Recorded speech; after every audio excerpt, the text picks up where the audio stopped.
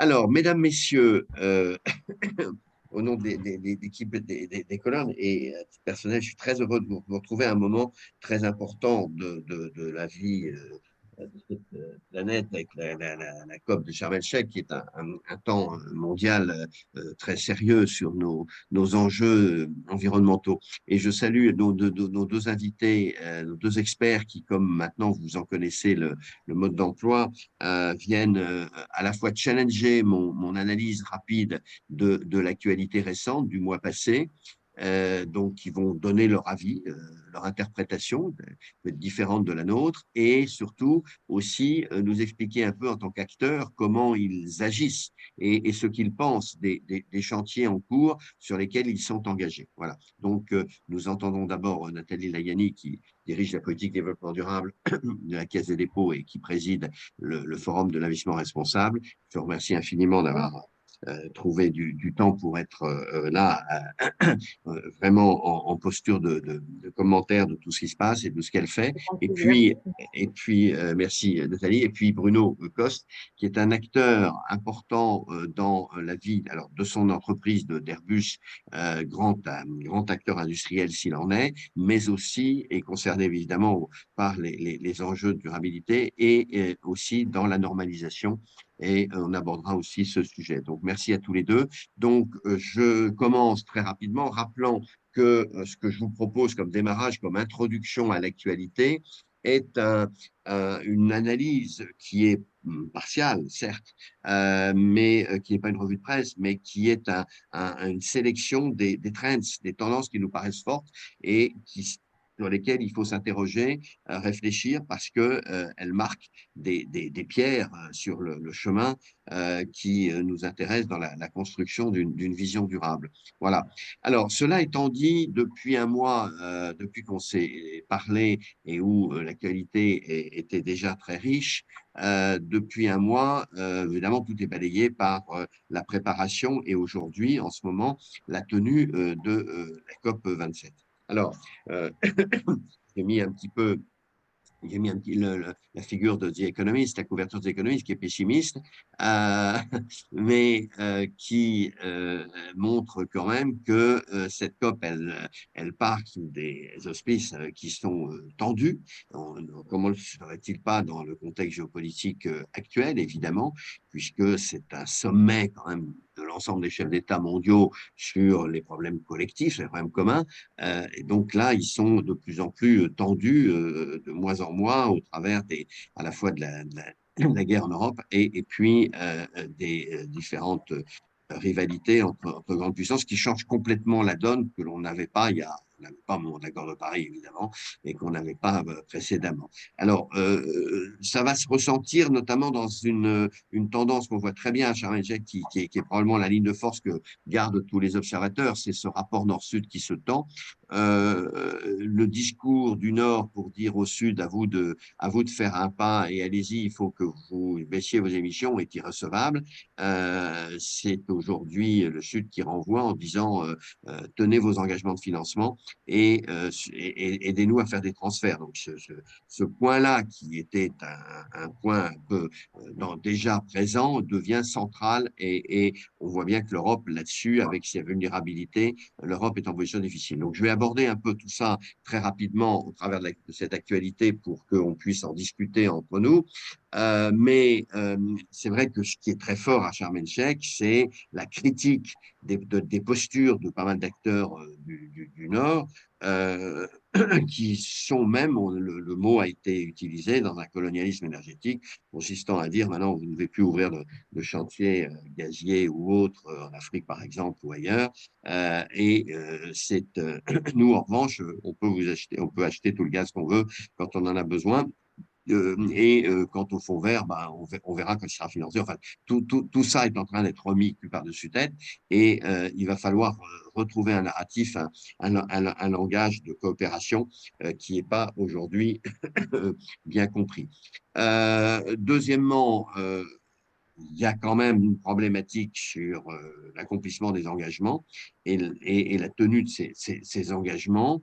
Donc, là, là aussi, ça renforce la critique des grands acteurs et il est probable que dans cette situation, on va ouvrir une nouvelle diplomatie internationale sur le climat qui est celle de l'obligation du Nord, qui a pour lui d'avoir mis le stock en place et d'être quand même le plus gros émetteur, mais la Chine dans l'hémisphère nord, et qui va devoir assumer clairement à la fois une réponse aux pertes et préjudices, aux questions des dommages, aux questions sur les outils fonds verts et l'abaissement des émissions des grandes entreprises pour lesquelles les rapports sont très nombreux, et je vais y venir, très critiques sur un peu un certain greenwashing et une façon d'afficher des chiffres qui sont très, très discutés aujourd'hui. Voilà.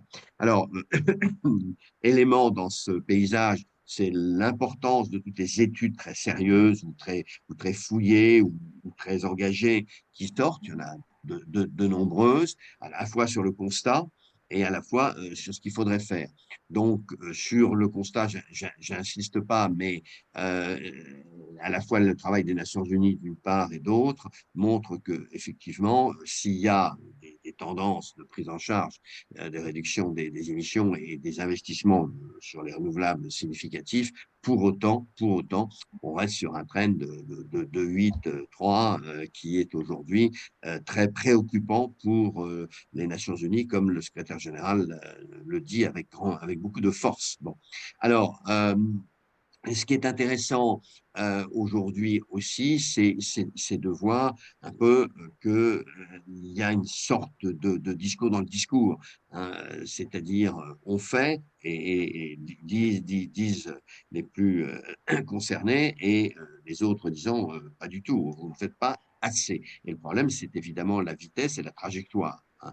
Alors, le thème de l'eau aussi maintenant devient central. Il va probablement y avoir d'autres thématiques qui vont rejoindre celle du climat. On dit que demain, les prochaines COP seront fusionnées, COP biodiversité, COP climat. Donc, tout ceci est évidemment en discussion. Ce que j'attire votre attention, je ne le développe pas ici, mais c'est extrêmement intéressant de rentrer dans les dossiers de la COP parce que, et dans ces rapports, parce que on voit bien, chiffres à l'appui, études à l'appui, que en fait, on est dans un enjeu très politique, alors que les données techniques sont de plus en plus précises et les données les inventaires des situations sont de plus en plus aujourd'hui bien établis. Hein.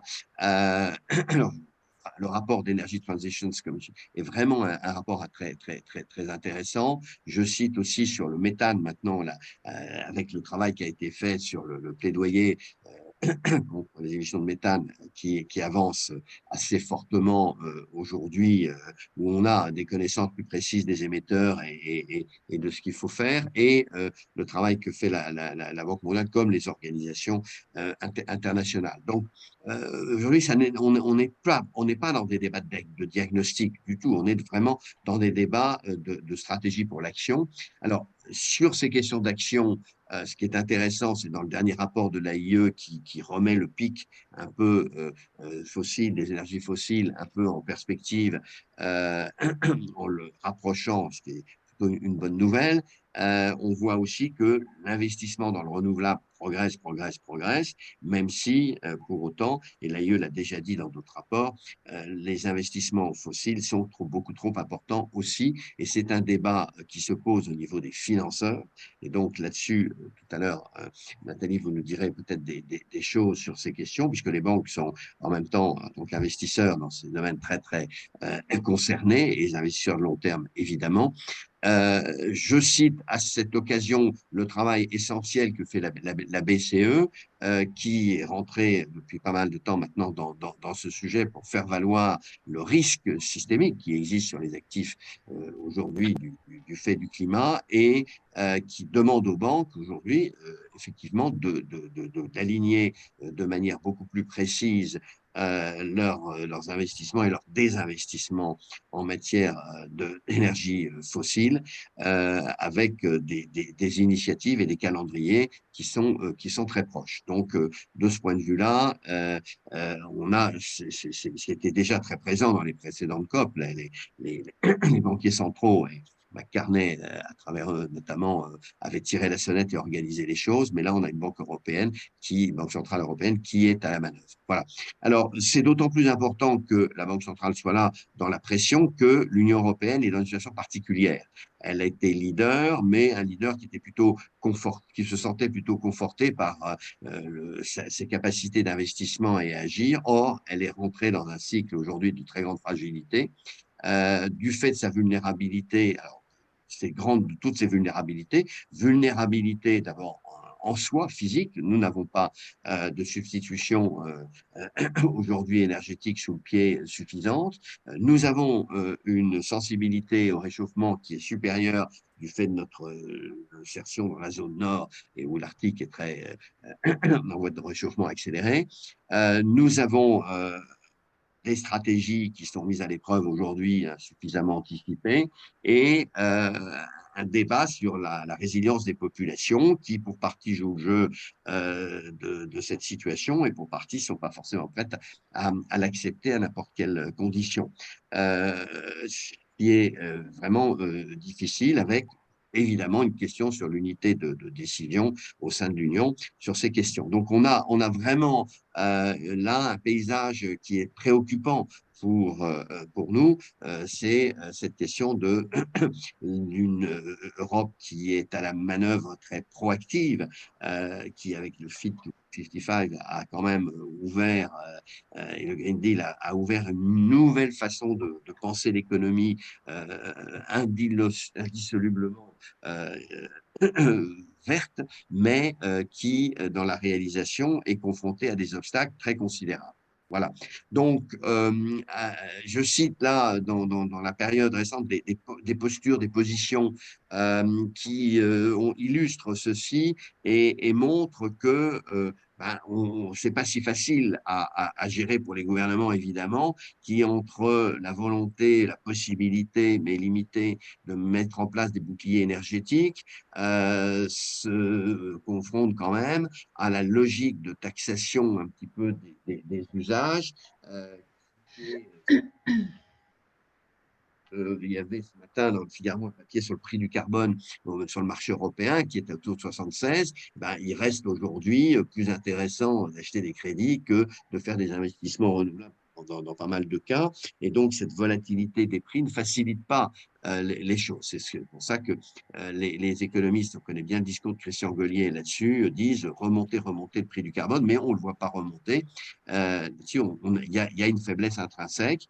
Les plans des pouvoirs publics, notamment le plan de sobriété du gouvernement, est plus un plan d'efficacité énergétique ou, disons, de non-gaspillage que véritablement une planification d'un nouveau rapport tel qu'il peut être souhaité par certaines forces experts et sociétales dans le pays. Voilà. Alors, on ouvre des nouveaux fronts, la question de la compensation avec les puits de carbone forêt, c'est important. Et quand le président a reçu hier les représentants des sites industriels les plus émetteurs, une discussion sur l'accélération que devront faire les industriels et les industries qui, d'un côté, affichent des rentabilités qui sont significatives et de l'autre, ont pas des progressions formidables, des trajectoires formidables. Il y a quand même aujourd'hui pas mal de discussions sur ce qui se fait et une proposition américaine qui peut probablement à l'esprit du président quand il dit il faut que les sites aujourd'hui, on va vous aider, il faut vraiment que vous soyez pas, vous désindustrialisez pas, ne partiez pas, il ne faut pas que ça se soit en même temps une distorsion de concurrence entre ce qui se fait aux États-Unis, en Allemagne et autres. Donc là, c'est assez compliqué, mais on voit bien qu'il y a un débat sur le rôle et le prélèvement des grandes entreprises et leur décarbonation qui est en train d'avancer et qui sera probablement un des grands sujets à venir. Alors voilà, donc je cite les études du BCG et d'Accenture sont intéressantes parce qu'elles relativisent effectivement ce qui se dit et ce qui se fait pas mal aujourd'hui au niveau des entreprises qui devront améliorer très très fortement et leur transparence et leur engagement. Euh, alors, dans ce contexte-là, la société est un peu prise un peu en otage de toutes ces évolutions. La question de l'engagement des acteurs se pose en se disant est-ce qu'on doit travailler vers un lendemain qui soit un retour comme l'après-Covid à la normale, entre guillemets, ou vers un autre monde. Alors, j'ajoute à ça, donc, cette interrogation, le fait que le climat, aujourd'hui, comme le disait, l'a écrit très bien Guillaume Sainteny, c'est, attention, il ne faut pas que ce soit le climat qui cache la forêt. On a une problématique sur les ressources aujourd'hui qui monte, qui monte, qui monte, dont on prend conscience tardivement. Elle a été très, très bien formalisée par le GIER, qui est le groupe des Nations Unies sur les ressources, et qui montre la nécessité d'accélérer le découplage. Là-dessus, c'est une étude à laquelle je vous renvoie, qui est particulièrement éclairante et particulièrement bien faite. Et qui tient à une réunion qui a eu lieu à Paris très, très rapidement. Alors là, on rentre maintenant aussi dans une situation où le débat de société est très vif. Et il est très, très vif.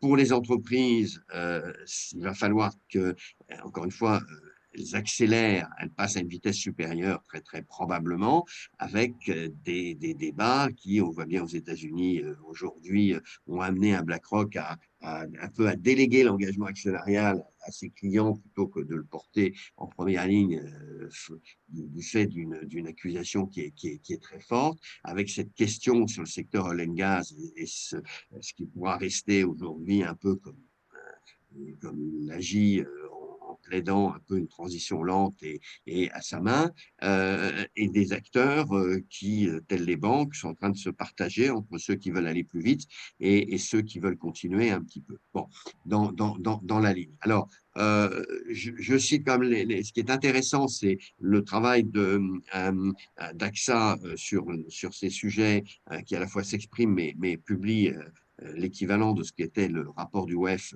sur les risques. Je renvoie à ce document particulièrement bien fait, riche et intéressant. Et puis, au débat que vous avez à l'esprit, que vous connaissez les uns les autres, qui sont celui aux Pays-Bas sur la réduction du cheptel, qui est un test, celui sur les conflits d'usage de l'eau en France, qui sont violents en apparence, mais il y a beaucoup de travaux qui se font quand même de négociation et de mise en place, et c'est pas aussi négatif qu'on veut bien le dire. Et puis, beaucoup beaucoup de travaux, de recherche dans un climat plus ou moins démocratique qui caractérise la situation. Alors, pour aller vers la conclusion, je veux citer toujours quelques initiatives d'entreprise que j'ai repérées dans l'actualité et que je porte à votre attention, je dirais de tous ordres et sans jugement de valeur forcément, à la fois sur la fameuse filière cacao durable Mondelez qui accélère, bon, no comment, le débat très, très important que Total Plus doit assumer sur la mesure de son impact carbone posé par Greenpeace récemment, est-ce que c'est 400 millions, est-ce que c'est mission totale. Là-dessus, prenons les stylos et les calculettes.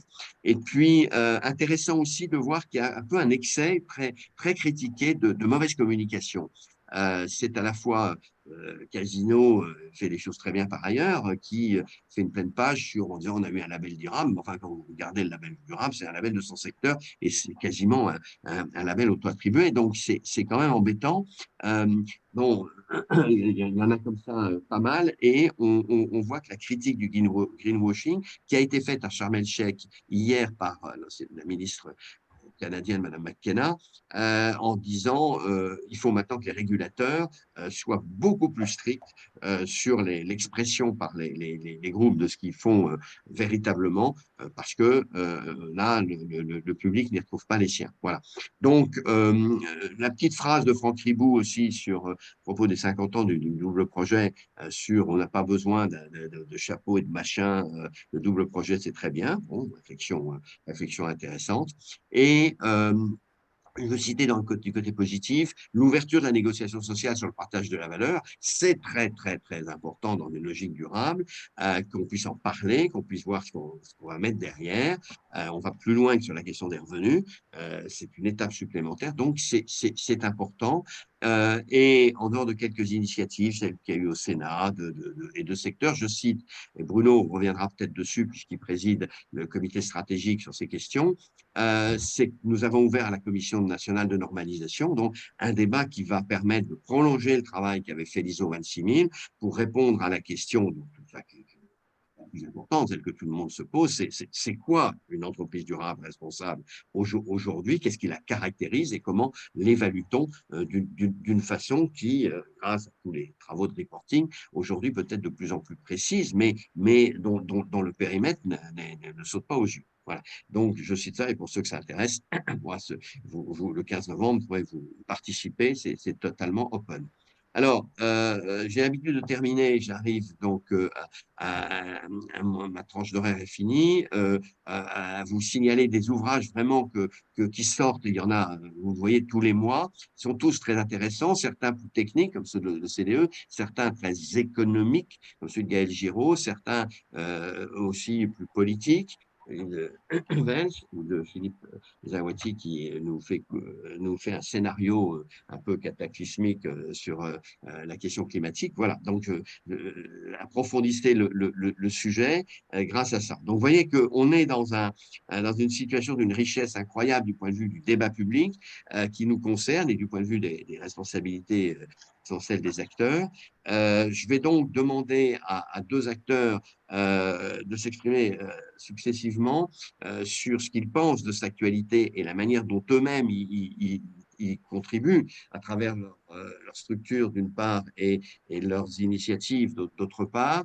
Et donc, Nathalie, en premier, je vous passe la parole. Vous présidez le FIR et vous dirigez la politique durable du groupe Caisse des dépôts. Donc, sans plus tarder, avec un grand merci, je vous passe la parole sur tout cela pour nous donner un peu le ton de ce contexte que nous vivons.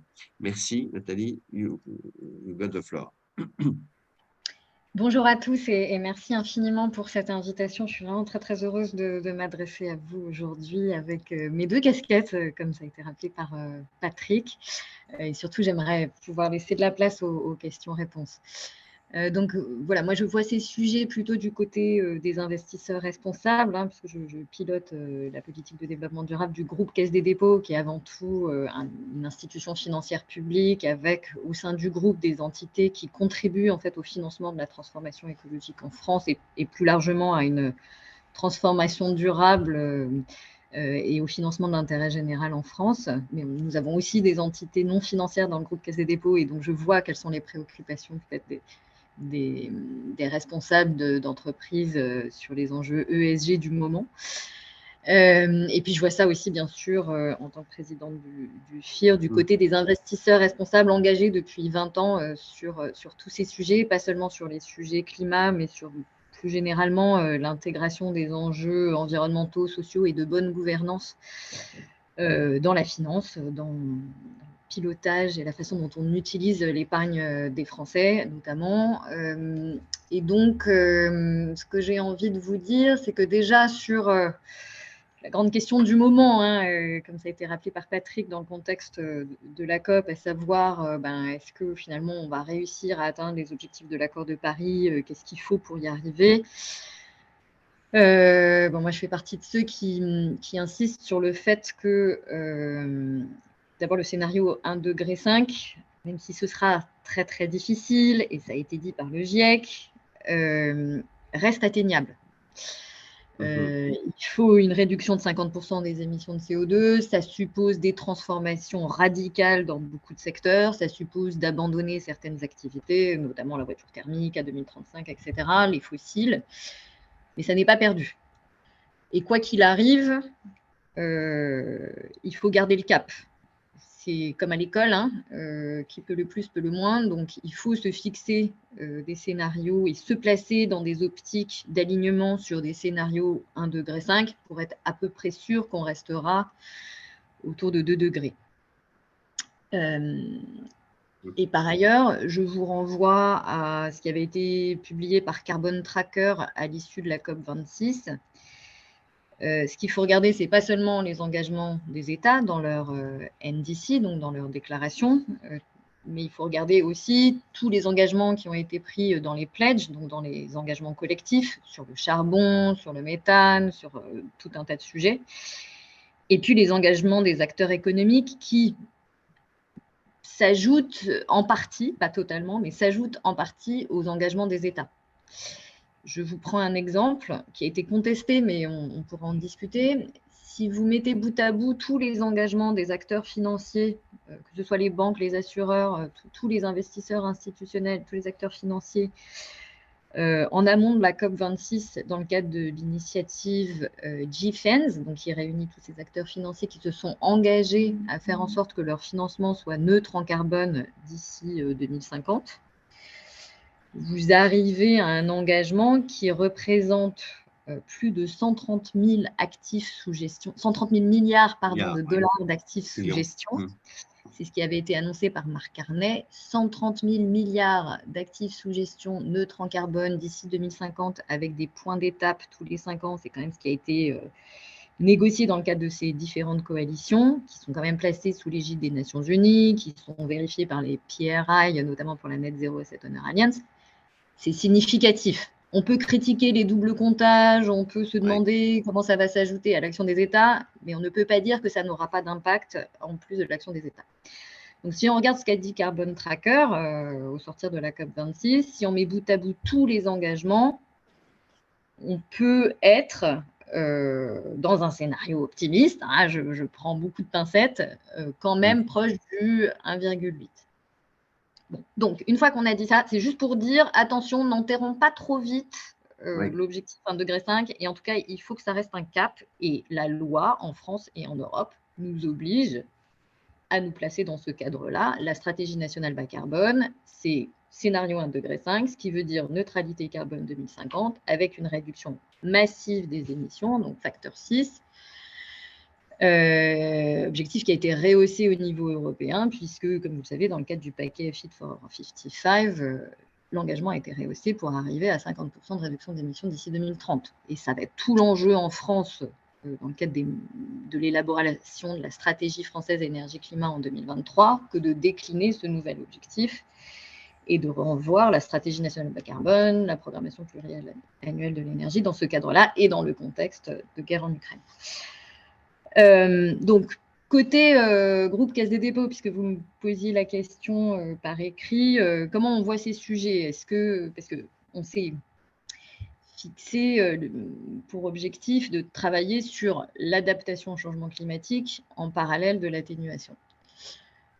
Évidemment, nous faisons le constat, et les collectivités locales avec lesquelles nous sommes en relation étroite au quotidien nous disent, on le sent déjà, hein, le dérèglement climatique, les effets se font sentir, on l'a vu cet été, et puis les experts constatent que nous sommes à l'échelle mondiale sur un réchauffement déjà à plus de 1,2 degré, ce qui a un impact sur les écosystèmes, sur la santé humaine, sur nos économies, et donc tout en maintenant l'objectif 1,5 degré, en parallèle, il faut s'adapter, il faut revoir la conception des projets, des infrastructures, de l'immobilier, de tous les grands secteurs de l'économie pour qu'ils soient adaptés à un monde qui se réchauffe. Il faut le faire en anticipation, en prenant les scénarios les pires, pour éviter les effets aussi de maladaptation. Et c'est ce que fait la Caisse des dépôts, c'est-à-dire qu'on a une stratégie 1,5 degré que nous venons de renforcer, et je vous expliquerai plus en détail si vous le souhaitez. Et en parallèle, nous faisons une analyse très détaillée de où sont nos risques physiques au regard de cette intensification des catastrophes naturelles liées au dérèglement climatique, ce qu'il faut comme investissement supplémentaire pour réparer tout ça. Et puis, nous aidons les collectivités locales à mettre en place des plans d'adaptation, notamment pour les collectivités les plus vulnérables, c'est-à-dire celles des zones côtières, celles des zones de montagne, celles des outre-mer. Et c'est bien l'enjeu aussi de la COP27 que de traiter les questions d'adaptation et de réparation des pertes et dommages. C'est vraiment nodal dans la négociation, en parallèle des efforts d'atténuation. Et l'un ne va pas sans l'autre. Voilà pour le premier sujet, 1,5 degré, adaptation, etc. Il faut pas opposer les deux. Alors, je pense que vous vouliez aussi me demander Du point de vue des investisseurs, comment vous élargissez à la posture des investisseurs réunis au sein du FIR notamment et à l'international, parce que si l'Europe se mobilise, elle n'est pas le seul acteur.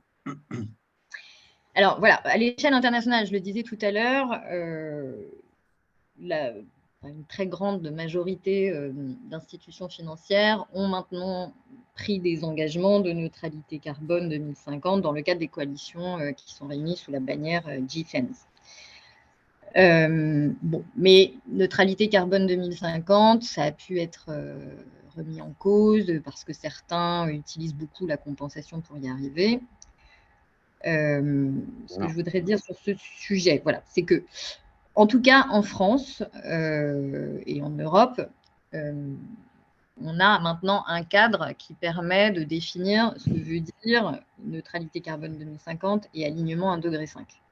Et le GIEC ainsi que l'AIE ont défini des scénarios sectoriels, notamment pour les fossiles, qui permettent de dire ce que ça veut dire.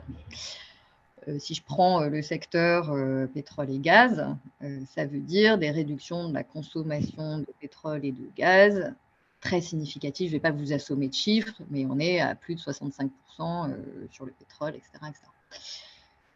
Donc, réduction de la consommation, ça veut dire en parallèle réduction de la production.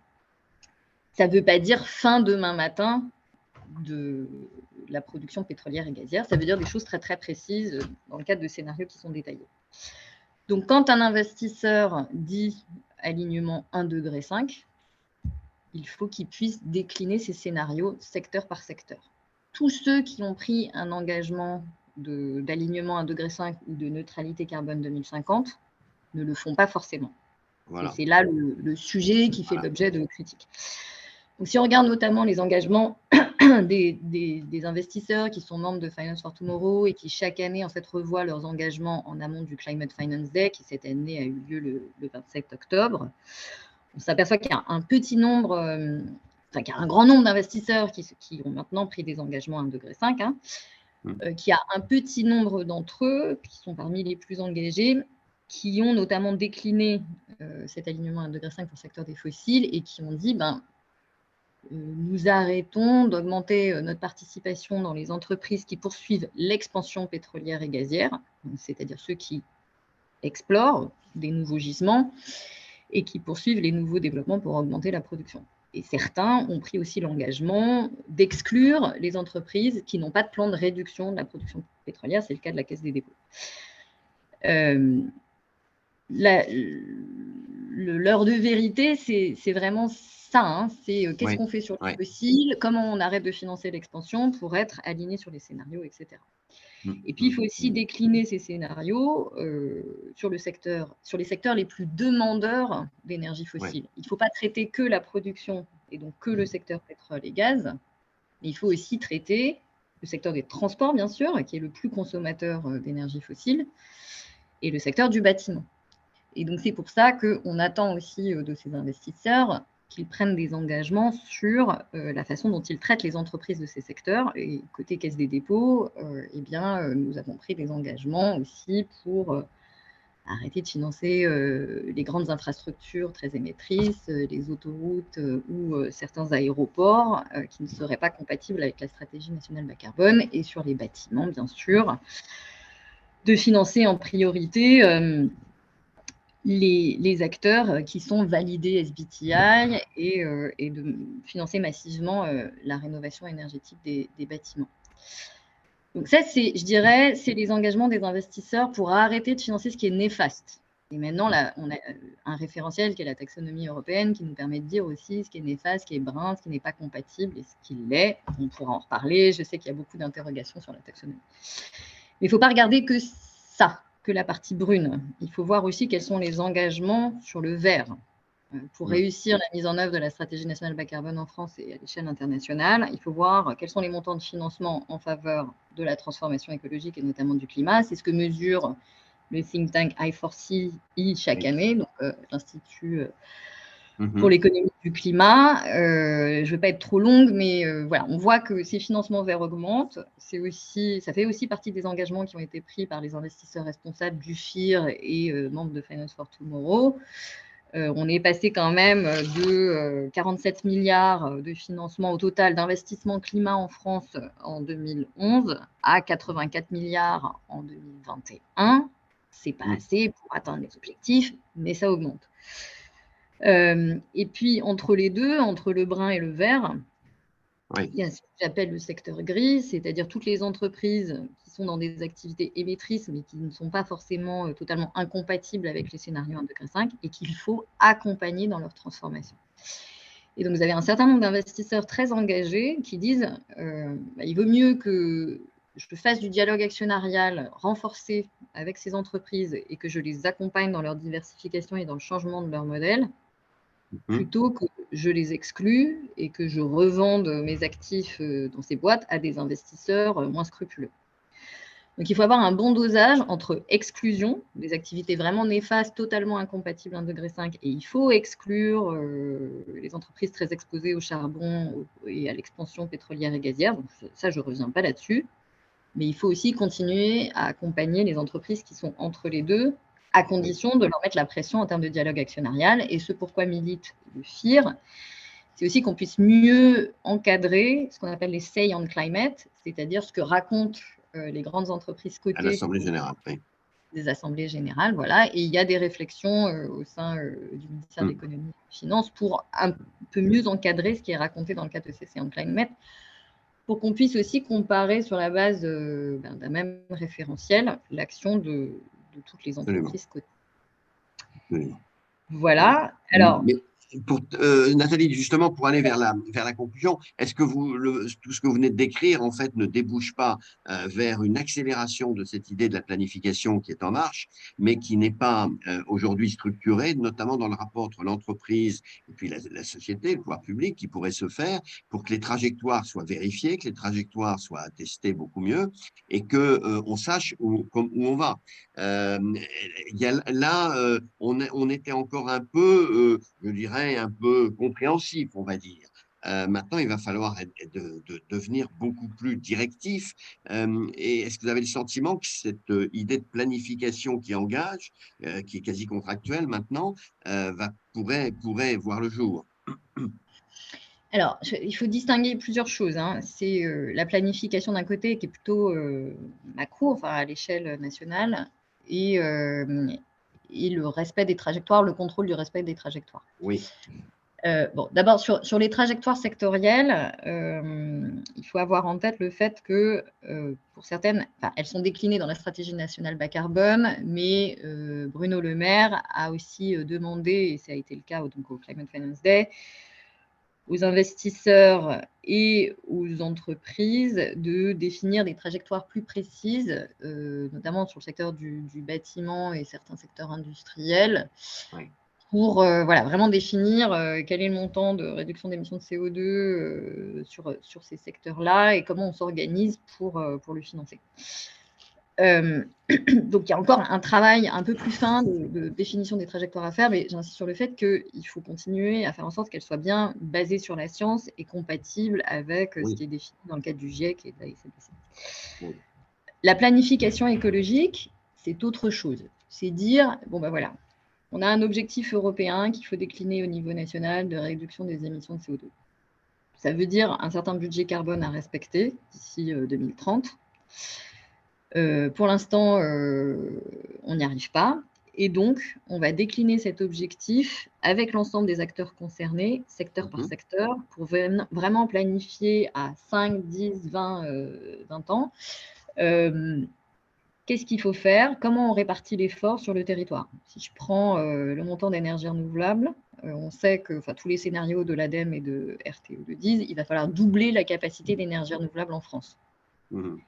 Qui fait quoi? Quelle région prend quoi en charge? Qu'est-ce que peuvent financer les investisseurs privés? Qu'est-ce qu'on peut financer sur le budget de l'État? Où sont les failles de marché? Enfin, il faut remettre à plat tout ça. Et moi, je fais partie de ceux qui pensent que, sans aller vers le Gosplan, il faut quand même avoir une planification assez détaillée qui met autour de la table tous les acteurs, c'est-à-dire pas seulement les représentants des ministères, mais les acteurs de l'industrie, donc les producteurs d'énergie renouvelable, les financeurs publics et privés, et définir vraiment, et les collectivités, et définir vraiment région par région, secteur par secteur, ce qu'on fait, comment, à quelle échéance, et en fait, on est capable de le dire. On verra plus clair après le vote de la loi énergie renouvelable qui est en cours, je pense. Voilà. Mais donc ça, c'est un peu ce que Elisabeth Borne a annoncé dans le cadre de France Nation Verte. Oui. Le problème, c'est qu'on n'a plus beaucoup de temps et qu'il ne faut pas reprendre encore un an entier pour faire tout ça, parce que sinon, on n'y arrivera jamais. Voilà. Et donc, sur les trajectoires, voilà, il y a cette question de la définition, du contrôle, de la validation. SBTi, ça reste quand même le meilleur outil pour le faire. Oui. Et je dirais juste un dernier mot. Cette question du greenwashing a été abordée, vous l'avez rappelé, par Madame McKenna. C'est crucial. Et au FIR, on considère que si on ne veut pas décrédibiliser toute la finance durable auprès des épargnants, il faut vraiment agir là-dessus et notamment renforcer le label ISR. Le FIR a fait des propositions dans le cadre de la consultation qui a été menée par le comité du label. Il faut absolument renforcer les exigences et avoir un label gradué qui permet notamment de bien identifier en fait les fonds qui financent des entreprises qui elles-mêmes sont alignées à 1,5 degré, etc., sur la base de tout ce que j'ai raconté avant. Merci. On va revenir sur certaines questions et certains points dans le dialogue vers midi, un peu avant midi, après l'exposé, donc Nathalie, qui va être fait maintenant par Bruno. Bruno, donc je vous laisse la parole maintenant. Vous, à la fois, représentez Airbus et vous êtes un acteur dans la normalisation. Est-ce que, comment vous voyez ce contexte autour de Sharm el-Sheikh et de tous les efforts qui sont faits, que vient de rappeler Nathalie Layani. Comment vous voyez ça et comment ça s'applique à votre secteur, qui est à la fois un acteur essentiel et un acteur très controversé là-dessus? Je vous passe la parole, Bruno. Oui, merci beaucoup, Patrick. Bonjour à toutes et à tous. Merci de me donner l'occasion de m'exprimer. Alors, je vais peut-être m'exprimer d'abord avec cette casquette AFNOR, comme président du comité de pilotage et de coordination de la norme française. Et ensuite, je vous exprimerai un peu plus ce que le secteur aéronautique et spatial, Airbus en particulier, a l'ambition de développer dans les prochaines années. Alors, je pense que ça a été très bien présenté en introduction, en brossant le tableau des états d'avancement des discussions au travers de la COP27, comme tu as pu le faire, Patrick, et rappelé par Nathalie également. Je crois que le message qu'on doit pouvoir, distiller, c'est le fait que, quelles que soient les solutions, on voit effectivement dériver la fonction climat avec une augmentation de température et ce maintien des températures au-delà de 1,5 degré.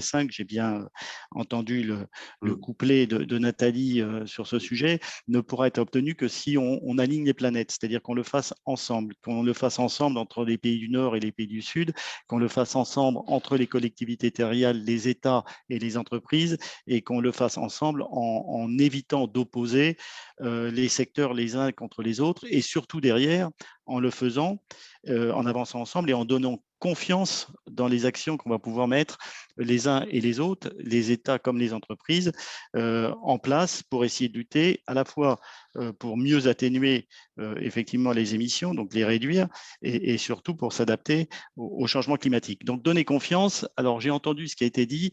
Je pense qu'il y a beaucoup de travail à faire encore pour faire en sorte qu'on puisse additionner les efforts et donner confiance dans les résultats, dans la mesure qu'on va avoir de ces efforts collectifs, puisqu'aujourd'hui, force est de constater qu'il y a bon, c'est un peu historique, on a une dérive dans le temps d'un certain nombre d'outils qui ont été développés et on a aujourd'hui, malheureusement, encore, disons, la capacité, enfin pas la capacité, mais le défaut d'additionner des choux et des carottes.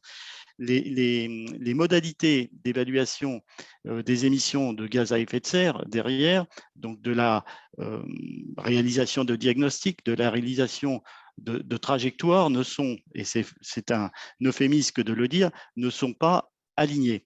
Elles ne sont pas alignées au niveau national parce qu'il y a encore des pans entiers de dispositions réglementaires et de dispositions normatives qui utilisent des cadres qui sont complètement différents avec des paramètres de mesure différents. Elles ne sont pas alignées au niveau international.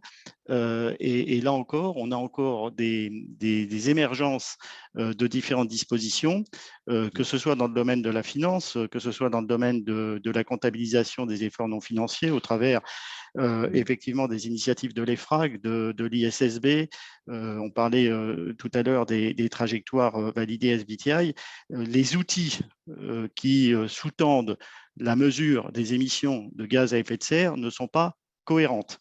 Oui. Donc, c'est un premier point, à mon avis, qui est fondamental, c'est d'aligner les planètes, de faire en sorte qu'on additionne effectivement ce qu'on doit additionner et de redonner confiance dans l'ensemble des acteurs, que ce soit les citoyens, les États, les collectivités et les entreprises, dans cette action collective.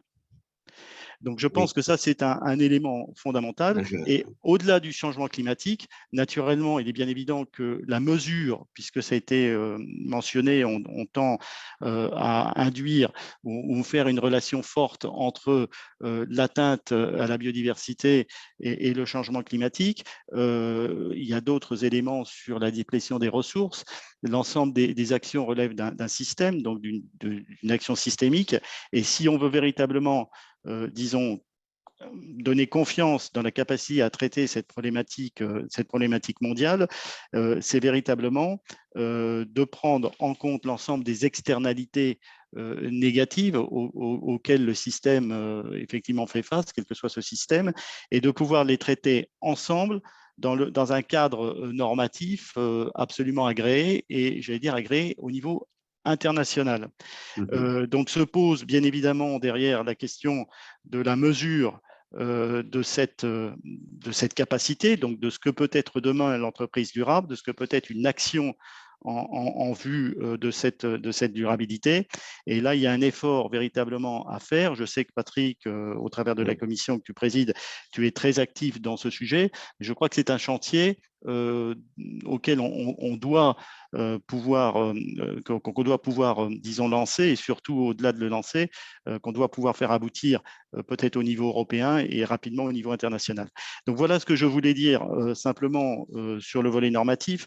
Naturellement, derrière, poser le problème du greenwashing, c'est véritablement cette capacité d'actionner ensemble l'ensemble des leviers et de le faire de façon cohérente pour qu'on maximalise ces efforts, quelles que soient les parties prenantes qui sont effectivement impliquées dans cette démarche. Je crois que c'est à peu près fondamental. Faute de le faire, on s'expose demain à des difficultés qui seront certainement beaucoup plus majeures que ce que l'on peut imaginer.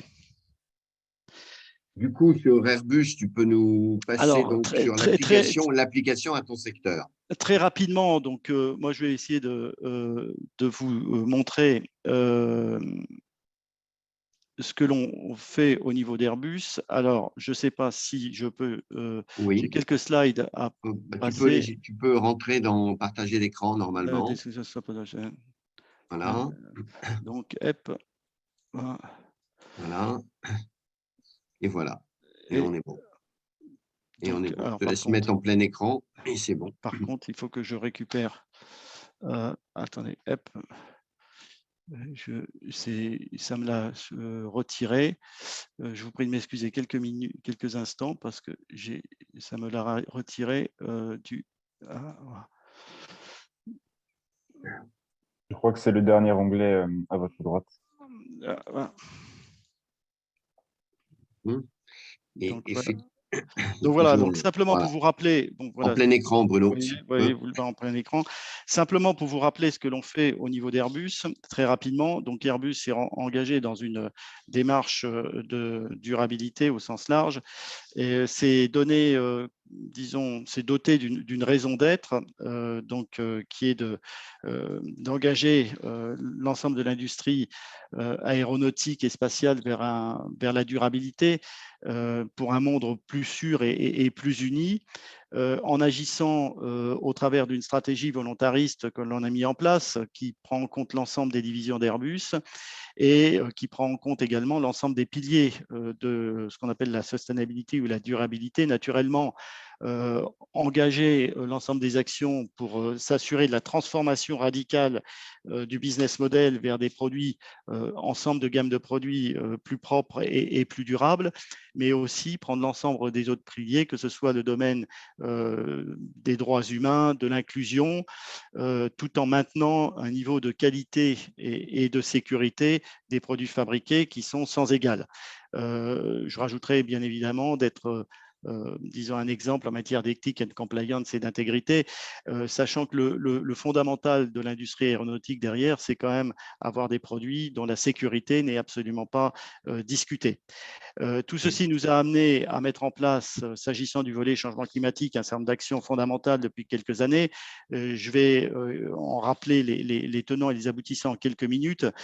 Quand on parle de mesures, naturellement, on s'engage vers une mesure intégrale de ce qu'on appelle les émissions directes et les émissions indirectes de l'aviation tout au long de son cycle de vie. Pour Airbus, c'est ce qu'on appelle les émissions indirectes, scope 1 et scope 2 pour des émissions directes, qui sont relativement faibles. C'est un peu moins sur une année d'1 million de tonnes. Je donne un chiffre de grandeur parce que c'est plutôt 700 kilotonnes annuelles, sachant que le scope 3, c'est-à-dire l'ensemble des actions, enfin des émissions indirectes associées à Airbus, majoritairement représentées par ce qu'on appelle l'utilisation des produits vendus. Donc, c'est une moyenne des émissions des produits mis sur le marché pendant une année sur l'ensemble de leur durée de vie de 22,5 années.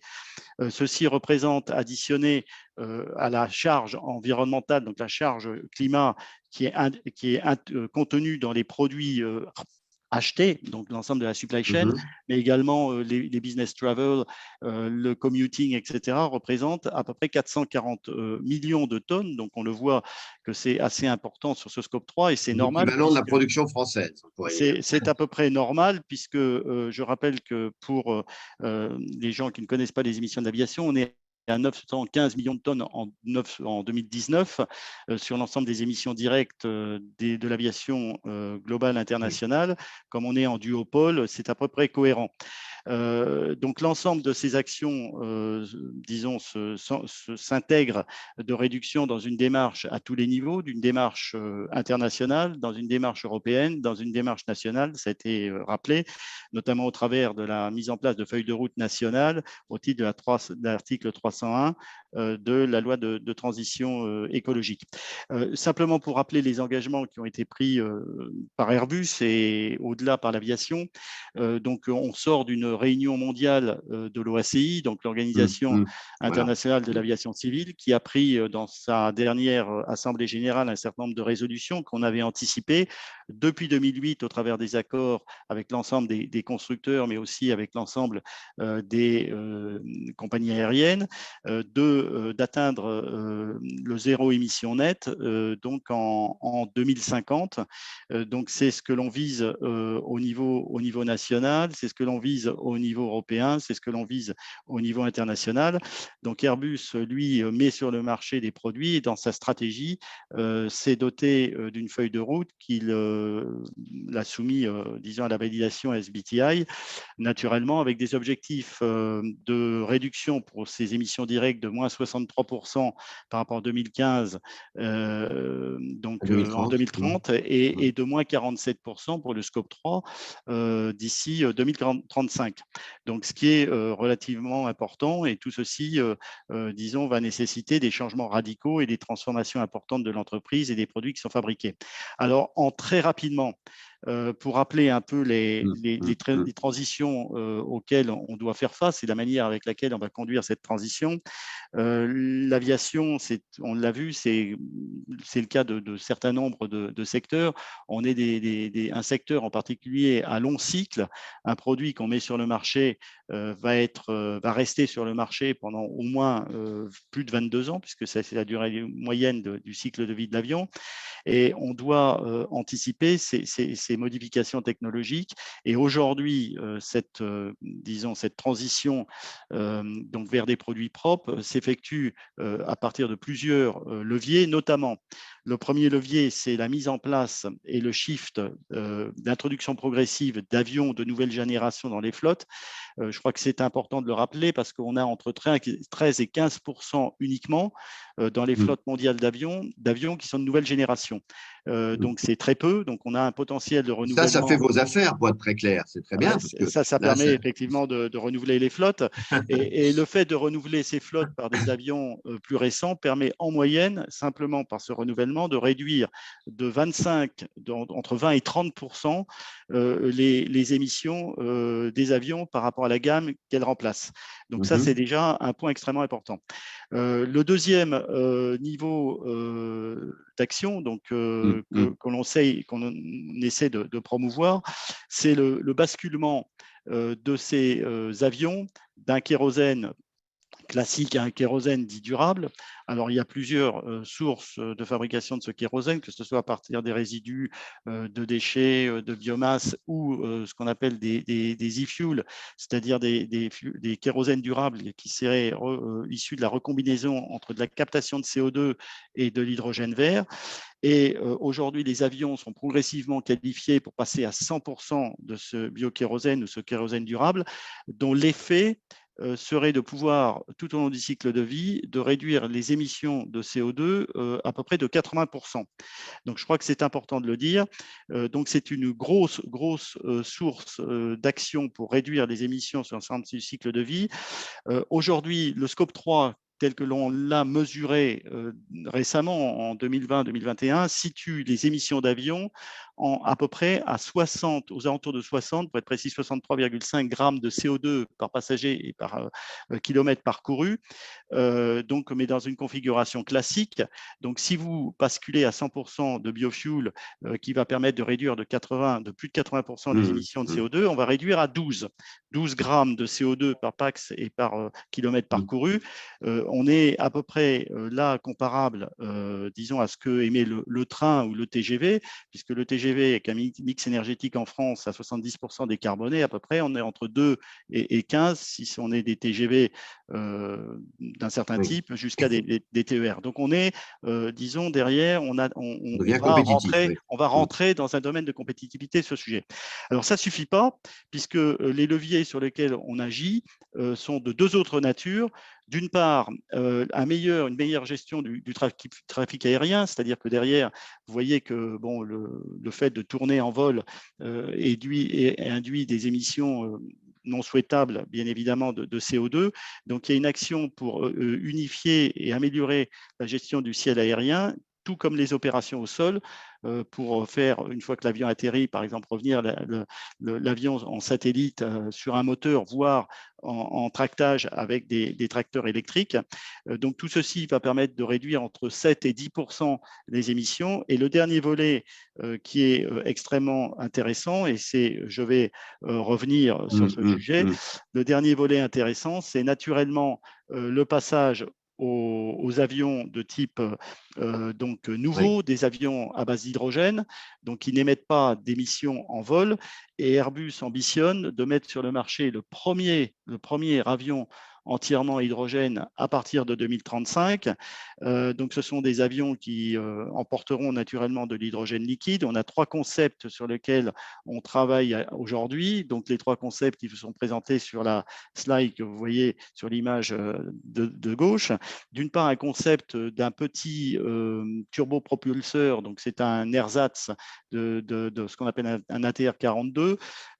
Donc, avec derrière une capacité d'emport de moins de 100 places, naturellement, et un range, c'est-à-dire une distance parcourue limitée à 1800 miles nautiques. Donc, une grosse partie du fuselage serait dédiée, disons, à l'emport des réservoirs Stockage. de kérosène. Et les deux autres concepts, donc c'est une modification d'un avion de type A320, naturellement toujours, cette fois-ci un turbofan, toujours à hydrogène liquide, modifié, et qui aurait un emport de moins de 200 personnes sur un range double de 3600 milles nautiques. La technologie de rupture à laquelle on pense, c'est véritablement, disons, la configuration centrale, qui est une configuration donc sous forme d'aile volante, donc à propulsion distribuée, qui donne une maniabilité beaucoup plus importante, qui supprimerait par exemple les hublots, mais qui donnerait la capacité de répartir beaucoup mieux sur l'ensemble de l'avion la charge d'emport de l'hydrogène qui serait nécessaire pour effectuer les trajets. Donc ce sont des Des appareils innovations. ce sont des appareils extrêmement innovants. Le calendrier mis sur le marché est agressif, puisque normalement, aujourd'hui, on devrait, d'ici 2028, faire la démonstration et le choix des concepts technologiques, puis ensuite le passer en réalisation et une mise sur le marché à partir de 2035. Donc Parfait. voilà ce que je voulais vous dire Rappelez. globalement et rappeler. Donc derrière cette action, Airbus Volontaris s'inscrit dans une démarche de coordination internationale, donc coordonnée sous disons le niveau de l'OACI. Naturellement se coordonner sous niveau ATAG. Au niveau européen, on rentre naturellement avec un rapport que j'encourage de lire qui s'appelle Destination 2050, qui préfigure et qui explique beaucoup mieux l'ensemble des initiatives que l'on prend et qui vise à réduire d'ici 2050 plus de 92% des émissions de CO2, et c'était rappelé par Nathalie, avec un objectif intermédiaire de réduction de moins 55% sur l'ensemble des vols domestiques européens. Et le résiduel, naturellement, de la petite partie des émissions qui ne pourront pas être effectivement complètement réduites seront compensées au travers des systèmes Corsia qu'on met en place pour l'aviation ou d'autres systèmes auxquels on pense naturellement. Donc voilà, donc c'est une action conjointe de l'ensemble du système aérien entre les constructeurs, les opérateurs aériens, les infrastructures que constituent les aéroports, pour s'engager dans une démarche volontariste et effective d'atteinte de cette neutralité, cette net zéro émission d'ici 2050. Merci Bruno d'avoir notamment rappelé la dimension collective, parce que ça c'est une clé de succès. C'est-à-dire le fait d'être capable de mener ça au sein de la filière, sinon ça n'impacterait pas. Merci de tes deux messages. Donc, je laisse Arnaud diriger les questions à vous deux sur à la fois cette actualité et ces exposés qui viennent enrichir l'action en cours, tant de l'investisseur Caisse des dépôts que de l'avionneur Airbus. Ce sont deux stratégies éminemment fondamentales. Arnaud, je te laisse prioriser. Quelles sont les questions que tu gardes? Oui, merci Patrick, et merci alors à tous nos participants qui nous inondent littéralement de questions. Alors j'ai essayé de les organiser Voilà. et les regrouper. Donc je commencerai par vous Nathalie, puisque vous aviez pris la parole en première, avec deux blocs de questions. Donc la première concerne plutôt un approfondissement sur le rôle de la Caisse des dépôts et consignations dans la transition climatique, à la fois en tant qu'entreprise, acteur économique et à travers ses détentions, mais aussi et surtout par le bras de levier qu'il peut représenter en tant que financière absolument centrale de l'économie française et bras armé de l'État sur les questions de financement. Et une petite précision notamment à travers vos détentions, alors qui sont globalement plutôt alignées avec une stratégie nationale bas carbone, mais quid de la Compagnie des Alpes, qui peut être une détention un peu à dilemme dans les enjeux climatiques qui se présentent à nous. Voilà. Et par rapport au bras armé que peut représenter la Caisse des dépôts, alors vous intervenez sur un champ très très large d'action auprès des collectivités, mais aussi auprès de la formation à travers le CPF. Donc est-ce que vous voyez un rôle à jouer de réorientation de la formation sur les enjeux de développement durable? Et puis aussi, quid de l'agricole? Ça reste une des sources importantes d'émissions en France. Donc est-ce que la CDC a des plans sur l'agricole? Et comment mobiliser davantage, alors à la fois en interne et auprès des collectivités territoriales? Voilà, gros bloc de questions, je vous laisse l'absorber et y répondre, et j'aurai une deuxième série de questions juste après. Non, mais merci beaucoup pour ces questions, parce qu'en plus, ça dénote quand même un intérêt pour ce que fait la Caisse des dépôts, assez marqué. Donc, oui, la Caisse des dépôts est établissement public, c'est-à-dire vraiment l'institution qui gère l'épargne réglementée, livret A, LDDS, etc., mais aussi les dépôts des notaires, etc., plus BPI France, donc la banque publique d'investissement qui soutient les PME, plus le groupe La Poste, qui est maintenant le groupe Caisse des dépôts, plus la SFIL, qui soutient aussi le financement des collectivités locales sur des plus petits montants. Ça fait 60 milliards de financement en faveur de la transformation écologique mobilisés sur 5 ans, 2020-2024. Oui. Ces 60 milliards, on a fait des calculs au regard des estimations du think tank I4C. Ça représente à peu près 15% de la couverture des besoins de financement pour mettre en œuvre les objectifs nationaux, les objectifs qui sont dans la stratégie nationale bas carbone actuelle, pas celle qui est revue puisqu'on ne la connaît pas encore. 15%, ça peut vous paraître peu, mais on n'est pas la banque de l'État, on gère l'épargne des Français, on ne gère pas des fonds sur le budget de l'État. 15%, c'est quand même très significatif. Et puis, on sait qu'on va pouvoir encore mobiliser plus dans les prochaines années. Donc, on finance massivement le vert, donc les installations d'énergie renouvelable, la rénovation énergétique des bâtiments publics et des logements sociaux, et notamment les passoires thermiques. La mise en place d'infrastructures de mobilité propres et notamment le maillage territorial en bornes de recharge électrique. On va permettre à plus de 8 millions de véhicules électriques de se recharger sur l'ensemble du territoire, plus le financement des green tech, notamment au travers de BPI France, etc., etc. Et surtout, l'accompagnement de la décarbonation des entreprises de toute taille, et notamment des PME et des ETI, au travers d'outils de financement qui sont développés par BPI France. Et donc, encore une fois, on ne fait pas que financer le vert, quoi. On finance aussi l'accompagnement. Qu'est-ce qu'on fait d'autre mais vous n'avez pas un déficit de… Nathalie, pardon de vous couper là-dessus, mais pour être simple, vous n'avez pas un déficit d'épargne sur cette affaire. C'est pas, le problème est plutôt le fléchage, le suivi. On n'est pas en pénurie d'épargne pour financer la transition. Non, en fait, ça, c'est l'un des grands paradoxes qu'on constate chaque année, c'est qu'il n'y a pas assez d'investissement au sens de formation brute du capital pour mettre en œuvre tous les objectifs nationaux. Et I4C dit, si on veut vraiment arriver aux objectifs européens, en fait, il faut 50 milliards de plus chaque année d'ici 2030. Donc, nous, on mobilise une grande partie de cet argent, mais surtout en amont, c'est-à-dire en prêt, en dette, etc., ce qui crée ensuite de l'investissement. Mais il faut que ça se transforme.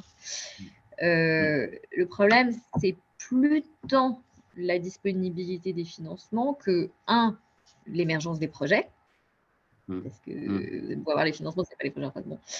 Et l'adéquation des financements avec les besoins, notamment des collectivités locales. Ce que nous disent les collectivités locales, c'est qu'on a beau leur mettre à disposition des prêts à très long terme et à taux bas, elles ont un niveau de capacité d'endettement très limité. Ce n'est pas qu'elles hésitent, c'est qu'elles ont des capacités d'endettement qui sont très limitées.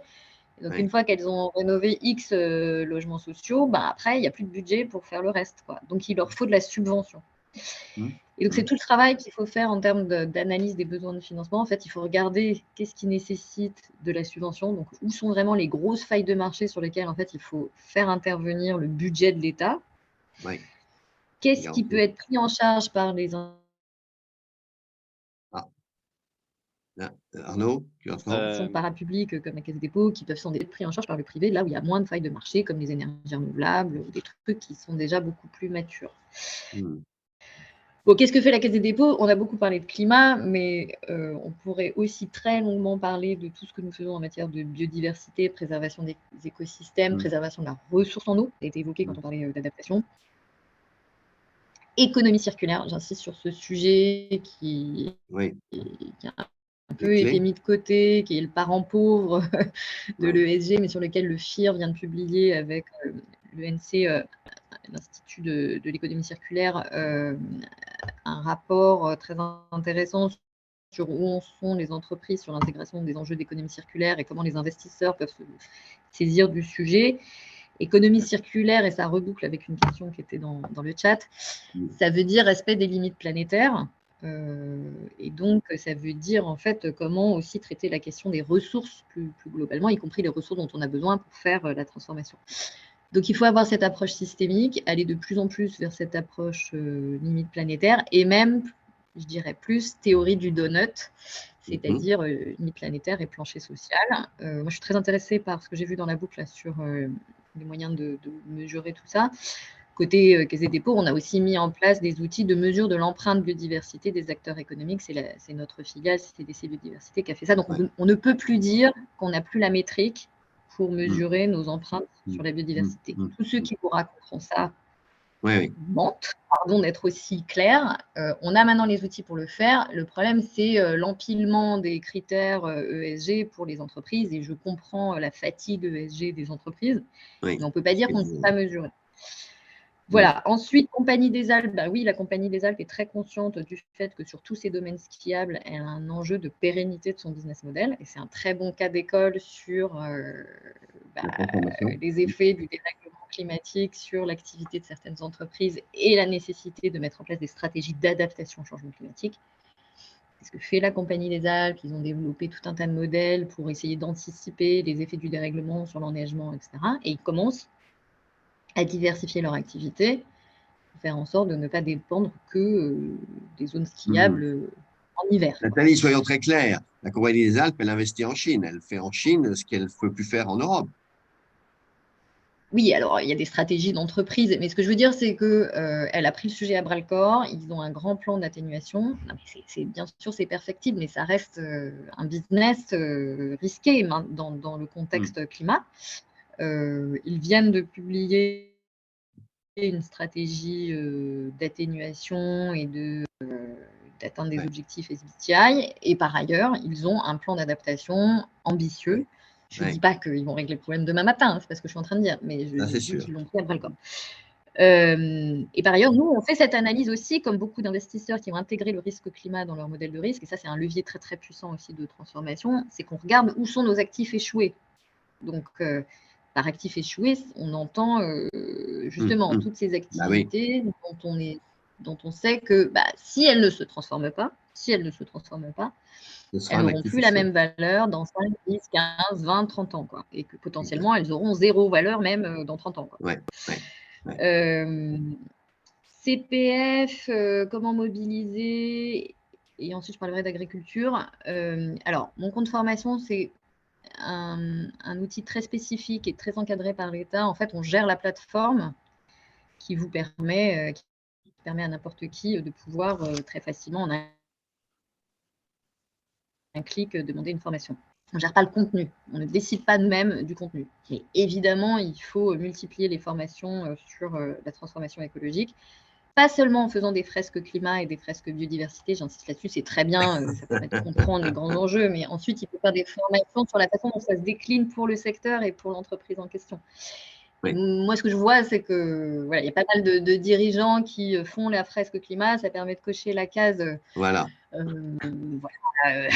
formation.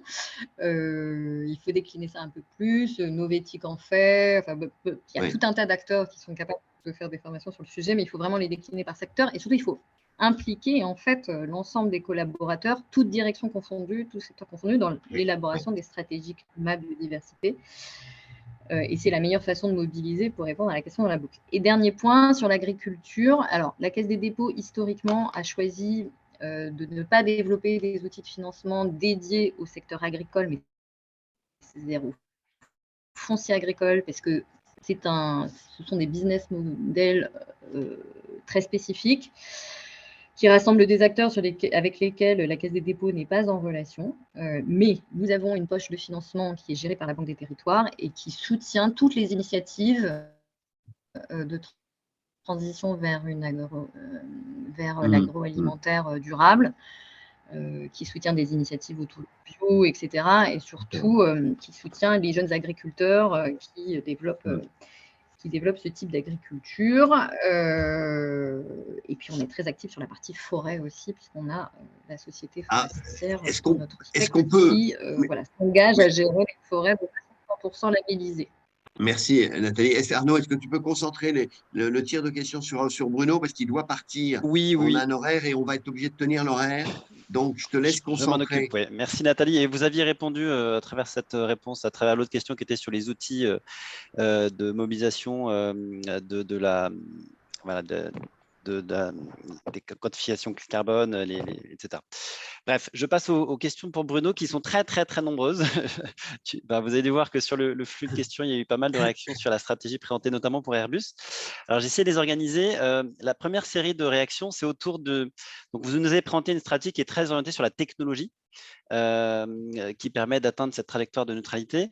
Beaucoup de réactions sur, mais y a-t-il pas d'autres façons de réduire l'empreinte climatique de l'aviation, notamment sur la question du trafic?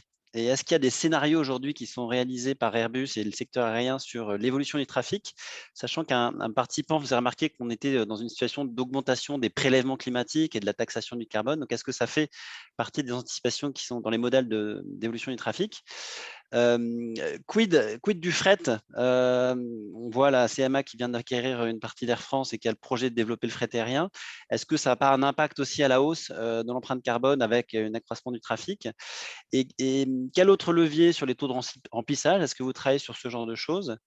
Et enfin, quelle crainte peut-on avoir en termes d'effet rebond si on voit s'opérer un renouvellement de la flotte dans les compagnies qui peuvent se le permettre, donc plutôt des compagnies des pays du Nord, avec le risque que les avions déclassés, entre guillemets, soient réutilisés par des compagnies de leasing et qui les utilisent dans des pays plus bas coût, en Afrique, en Asie, ailleurs. Tout ça en 5 minutes. Tout ça en 5 minutes. Tout ça en 5 minutes, ça va être très compliqué. Alors oui, il y a des scénarios. Alors j'encourage disons, les participants à regarder les scénarios qui sont prévus, qui sont sortis de façon officielle d'Airbus, qu'on appelle le GMF, Global Market Forecast, qui situe les prévisions de croissance entre 3 et 3,9% dans les prochaines 20 prochaines années. Mais s'agissant de la croissance de l'aviation, parce qu'il y a beaucoup de gens derrière qui disent vous n'allez pas y arriver, que ce soit pour l'aviation d'ailleurs ou pour d'autres secteurs, sans actionner une action sur la réduction du trafic aérien. Moi, je voudrais donner un certain nombre d'éléments que je n'ai pas mentionnés parce que bon, c'est pas le créneau sur lequel on est actuellement, bien que bon, on s'y intéresse également. Il y a s'agissant de l'aviation demain, je dis vraiment demain, c'est-à-dire en 2025, vous allez pouvoir avoir sur le marché des petits avions de 15 à 20 places, donc qui pourront opérer des vols complètement électriques sur des trajets certes réduits, qui auront entre 300, peut-être un peu plus de 300 km, mais qui vont permettre de préfigurer ce que pourrait être l'aviation de demain, une aviation complètement décarbonée et qui permettra de mailler le territoire de point à point, donc avec, disons, des liaisons qui pourront très bien se substituer au train et qui n'auront pas d'impact sur l'environnement. Quand je dis pas d'impact sur l'environnement ou peu d'impact sur l'environnement, d'une part, il n'y aura pas d'émissions, mais d'autre part, vous n'aurez pas de consommation d'espace, pas d'impact sur la biodiversité, pas une utilisation de ressources relativement minime et naturellement, pas d'empreinte sonore qu'on peut avoir qui est liée au train tout au long des trajets. Donc, ce qui me permet de dire que demain, contrairement à, je sais que c'est une opinion qui n'est pas forcément partagée, mais la mobilité demain se fera dans la troisième dimension. Et je crois que c'est une aspiration, c'est au-delà d'une aspiration, c'est une vision que l'on porte. Cette mobilité se fera dans la troisième dimension, elle se fera de façon propre et durable. Donc ça, c'était pour répondre effectivement à ces réflexions sur la stratégie et notamment les prévisions de croissance. Pour compléter ce volet sur les avions électriques, il y a aussi des équipementiers, un certain nombre d'opérateurs aujourd'hui qui pensent à convertir des avions actuellement opérant à du kérosène avec des avions qui vont opérer avec de l'hydrogène en remplaçant les réservoirs. C'est ce que propose Universal Hydrogène et d'autres sociétés et qui vont permettre de rétrofiter un certain nombre d'appareils actuels pour les faire marcher avec un fonctionnement qui n'émettra pas de CO2. Donc voilà. S'agissant donc une autre question sur la maîtrise des remplissages. Alors, tout toutes les émissions, enfin disons les mesures que l'on fait, effectivement, démontrent aujourd'hui que le remplissage, il est, alors je parle en France et dans les pays européens, il est quand même assez élevé, pas sur toutes les lignes, mais il avoisine des 80 et quelques %. Alors ça a été mis à mal, effectivement, avec les problèmes de la crise Covid et un certain nombre d'événements récents, mais on a quand même disons, des coefficients de remplissage qui sont assez élevés. Alors après, on va rentrer dans les stratégies, disons, d'organisation des routes des compagnies pour améliorer encore effectivement ce remplissage et faire une adéquation entre l'appareil utilisé et le range sur lequel l'appareil opère. Mais bon, déjà, on a un coefficient de remplissage qui est relativement élevé par rapport au remplissage d'autres moyens de transport sur lesquels on constate des remplissages beaucoup plus faibles. Voilà ce qu'on peut dire sur le…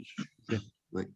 Je voudrais qu'on aille vers la conclusion, Arnaud. Et tu peux, pour chacun, une question peut-être Alors, résume. oui, bah, écoute, bah, il y en avait beaucoup d'autres pour Airbus, mais une notamment qui était, enfin pour Bruno, qui était les autres thématiques en dehors du climat, parce qu'on a fait un gros focus avec le contexte de la COP27 sur le climat, mais quelles sont les points d'attention que vous avez aussi sur les enjeux de fin de vie, notamment des appareils, les enjeux ressources?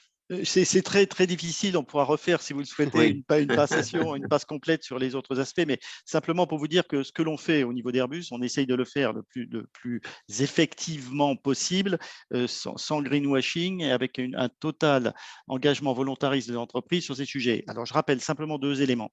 Depuis 2007, on a été la première entreprise aéronautique mondiale à être certifiée ISO 14001, pas uniquement sur les sites, mais avec une démarche anticipative qui a anticipé l'évolution de la norme ISO 14001 dans sa version 2015, qui prend en compte l'ensemble du cycle de vie, site et produit, c'est-à-dire l'ensemble des activités, depuis la conception jusqu'au maintien en conditions opérationnelles et au démantèlement des avions en fin de vie.